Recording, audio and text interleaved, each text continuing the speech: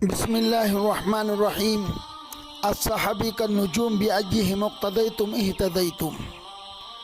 अल्लाह के रसूल सल्लल्लाहु अलैहि वसल्लम फरमाते हैं कि सहाबा सितारों के मानिंद हैं।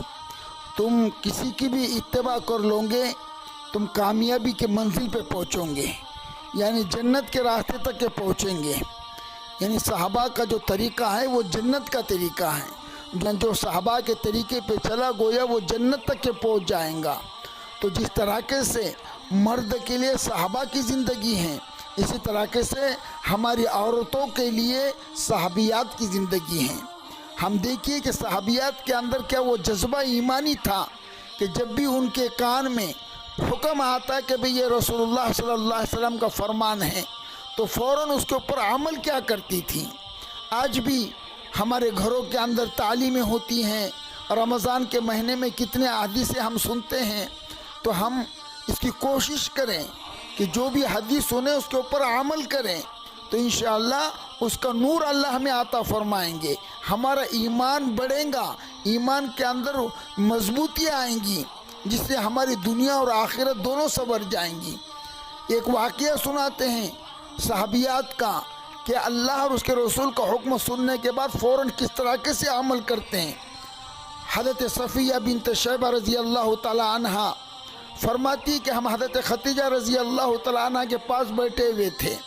हमने कुरैश के औरतों का तज़किरा किया और उनके फ़ज़ाइल बयान किए कि अम्मा जान देखो कुरैश के औरतों की ये फ़ज़ाइल है, उनके अंदर ये अदाएँ हैं। हज़रत आयशा रज़ी अल्लाह ताला अन्हा ने फरमाया वाकई कुरैश के औरतों के बड़े फ़ज़ाइल हासिल हैं, उनके बहुत फ़ज़ाइल हैं, लेकिन अल्लाह की कसम अल्लाह की किताब की तस्दीक करने और उस पर ईमान लाने में अंसार की औरतों से आगे बढ़ा हुआ मैंने अंसार की औरतों से आगे बढ़ा हुआ किसी को नहीं देखा। यानी अंसार जो है वो मदीने के जो सहाबा थे उन्हें अंसार कहते हैं। तो माँ आयशा रज़ी अल्लाह ताला अन्हा इसकी गवाही दे रहे हैं कि अंसार की जो औरतें हैं मैंने उनको दीन के मामले में इतना आगे बढ़ते हुए उनके अलावा किसी और को नहीं देखा। हमारी आयशा फरमाती कि जब सूरह नूर की आयत नाजिल हुई वल यज़रिबना बिखुमुरिहिन्ना अला जुजूबिहिन्ना, और अपने दुपट्टे अपने सीने पर डाले रहा करो, तो अंसार ने अपने घरों पर जाकर अपनी औरतों को वो हुक्म सुनाया जो अल्लाह ने इस आयत में नाजिल फरमाया। यानी अंसार के हर आदमी अपने घर पर जाकर अपने बीवी को, अपनी बेटी को, अपने बहन को और अपने हर रिश्तेदार औरत को ये आयत पढ़कर सुनाते हैं कि देखो अल्लाह के रसूल के ऊपर ये अल्लाह की तरफ से हुक्म आया है। तो इनमें से हर औरत सुनते ही अल्लाह के नाजिल किर्दा आयत पर ईमान भी लेकर आती है और उसकी तस्दीक भी करते हैं और फ़ौरन उसके ऊपर अमल शुरू कर देते हैं। यानी जैसे उन्होंने सुना अल्लाह ने पर्दे का हुक्म दिया है, तो जो भी औरत ने सुना फ़ौरन उसने जो उसके हाथ में दुपट्टा आया उसने फ़ौरन अपने आप को छुपा लिया। यानी एक लम्हे के लिए भी नहीं। आज कितनी हमारी माँ बहनें हैं जिनको पर्दे के लिए कहा जाता है तो वो नए नए तरीके बहाने तलाश करती हैं। मेरी बहनों, ये अल्लाह और उसके रसूल का हुक्म है, अपनी अकल चलाने का नहीं। मुसलमान का नाम ही है कि वो अल्लाह उसके रसूल का इत्तिबा करने वाला। तो ये अभी ईद का मौका भी करीब है। अब ईद के अंदर हमें ये देखना है कि हमारे घर के हालात कैसे हैं। ईद के बारे में आता है कि नए कपड़े पहनो।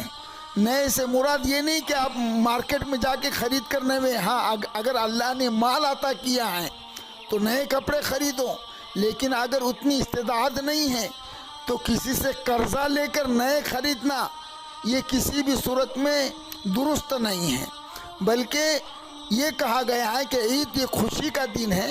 अगर हम हर साल नहीं ख़रीदें तो इतना कोई ज़रूरी नहीं है कि नए कपड़े ही ख़रीदें, बल्कि अपने घर के अंदर जो कपड़े हैं उनमें से जो बेहतरीन कपड़ा है उसको ज़ेबतन करें और अल्लाह की जो है तो इबादत को अदा करें, जिसको हम ईद की नमाज कहते हैं।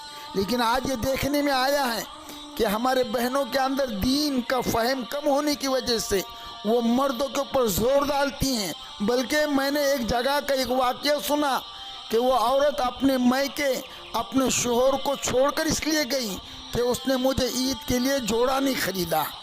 تو میرے بھائیوں، میری بہنوں، یہ دین کی کمی کی وجہ سے ہیں۔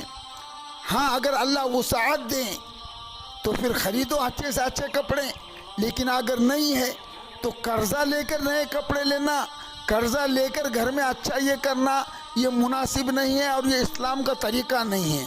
ہاں اللہ اگر عطا کرے تو لے لو اور نہیں دے تو صبر کرو، اور جو اللہ نے ہمیں دیا ہے اس کے اوپر شکر ادا کرو۔ اللہ کا وعدہ ہے اگر تم ان نعمتوں پر شکر کریں گے اللہ ہماری نعمتوں کے اندر بڑھوتری کریں گا۔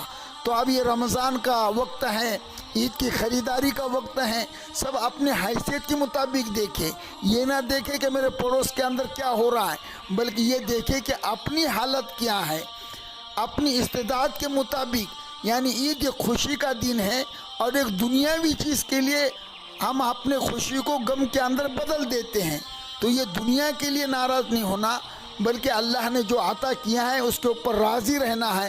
اللہ رب العالمین اللہ کی نعمتوں کی ہمیں قدردانی کرنے کی اور اللہ کی نعمت پر شکر ادا کرنے کی توفیق عطا فرمائے۔